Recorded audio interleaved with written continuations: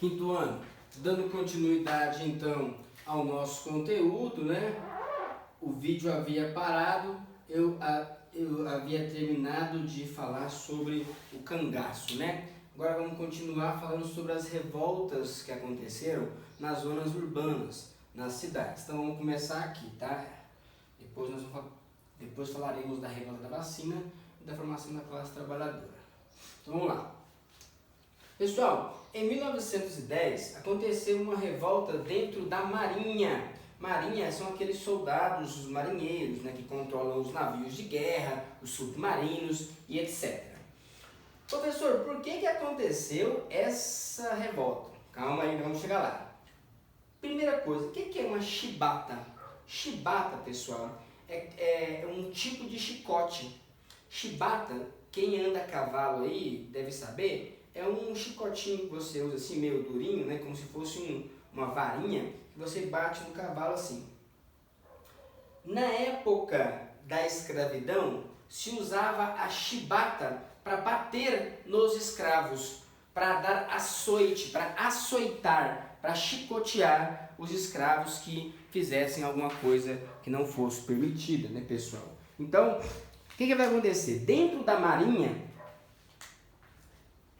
a maior parte dos marujos, né, dos soldados pobres ali, eram negros, eram pobres, e havia dentro da marinha, dentro do regimento da marinha, das regras da marinha, tinha lá uma lei que permitia chicotear os marujos, chicotear os próprios soldados que desrespeitassem alguma regra. Olha que loucura, você é um marinheiro, está lutando ali pelo seu país e ainda, caso aconteça alguma coisa errada, você pode ser chicoteado. Olha que loucura. Pessoal, e isso acontecia numa época em que o Brasil tentava modernizar as suas forças armadas, né? No ano de 1908, 1909, o Brasil comprou 2 navios lá da Alemanha, navios de guerra modernos. Inclusive, mandou muitos soldados marinheiros para irem para a Alemanha para aprender a manusear, para fazer um curso, né, para aprender a manusear esses instrumentos, esses novos navios. Os marinheiros brasileiros não sabiam ler, mas aprenderam rapidamente como controlar aqueles navios, né? E aí, cara, você tem uma coisa estranha, porque ao mesmo tempo que está melhorando os navios, está melhorando as coisas, ainda se aplica castigo físico, chibatada nos soldados, enfim, aconteceu isso. Um grupo desse navio um grupo desses marinheiros que foram para a Alemanha voltaram lá, estavam no Rio de Janeiro, esses navios modernos lá, quando um dos marinheiros ficou bêbado e sem querer machucou o colega. Aí os oficiais, os superiores dele, né, ordenaram que dessem 250 chicotadas como punição. E aí, quando foram aplicar essas 250 chibatadas, o cara até desmaiou, né? Ele foi de uma vez, 250 chibatadas nas costas dele, assim, ó, chicote forte pra caramba, desmaiou. Os soldados não vão aceitar ver aquela cena. Os soldados, que eram a sua maioria pobres, negros, miseráveis, que viviam numa condição muito ruim, ganhavam muito pouco aqueles soldados, né, aqueles marinheiros, dormiam em redes, os navios eram úmidos, a comida era muito ruim nos navios, né? Eles então vão se rebelar. Eles pegam as armas, prendem os seus superiores, os seus oficiais e tomam os navios.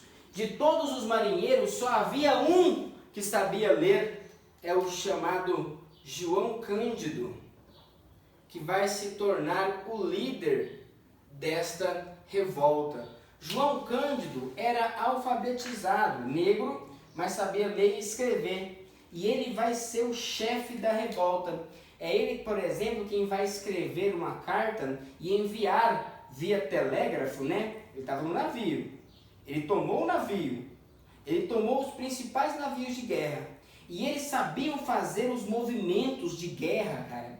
É tão interessante, no dia que isso aconteceu, tinha um cara da Inglaterra aqui. E ele vai narrar no diário dele, falando assim, que nunca tinha visto manobras tão bem executadas, tão bem feitas. E aí esses marinheiros, quando um dos seus colegas tomam as 250 chibatadas, pegam as armas, prendem os seus superiores e tomam os navios. E mandam uma notícia lá para o presidente. Eles estão aqui no mar, o presidente está no Rio de Janeiro. Era o dia da posse, era o dia que o Hermes da Fonseca, o cara que foi eleito, iria se tornar o presidente. Estava dando uma festa. E no meio da festa, começam os tiros de canhão. Tum, tum, tum, tum. E começa a revolta da chibata. Os marinheiros exigiam o fim das chibatadas. Exigiam melhorar a comida dos soldados. Exigiam também que os salários fossem melhores e que os envolvidos não fossem punidos, né? Que os soldados não fossem presos. O governo do presidente não tinha o que fazer, né? Acabou de comprar os navios mais modernos, não tinha nem pago, não tinha como ordenar um ataque para destruir esses navios, né? Não tinha nem pago, não tinha nem acabado de pagar esses navios. O presidente teve que ceder.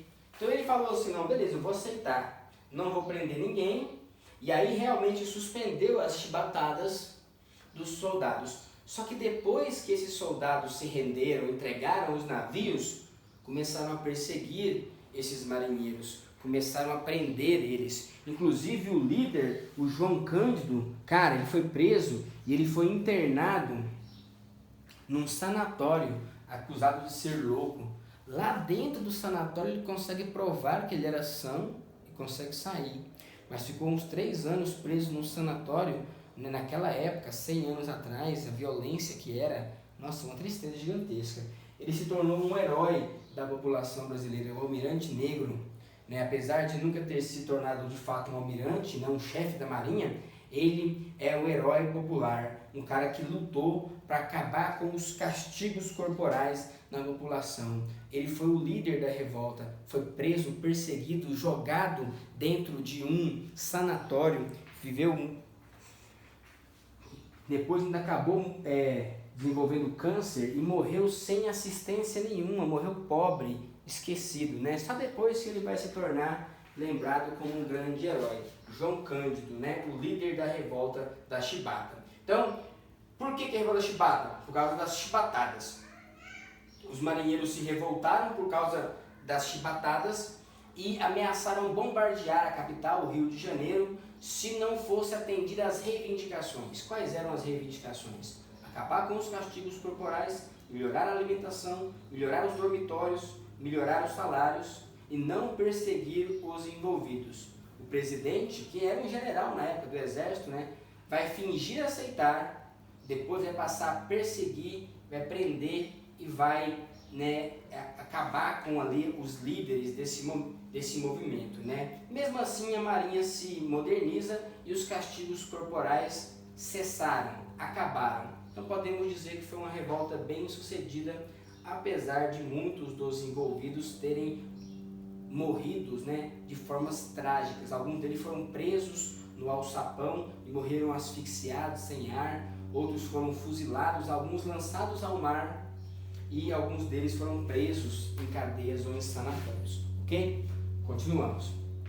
Pessoal, uma outra revolta que inclusive aconteceu antes, né, da revolta da chibata é a chamada revolta da vacina. Professor, cada nome é engraçado, né? Mas essa revolta aqui, pessoal, foi muito importante. A revolta da vacina. As vacinas que se revoltaram? Não. Aconteceu uma revolta por causa da vacinação. Vamos lá. O que acontecia? O Rio de Janeiro, que era a capital do Brasil na época, vivia uma série de doenças que se alastravam e matavam milhares e milhares e milhares e milhares de pessoas todo ano.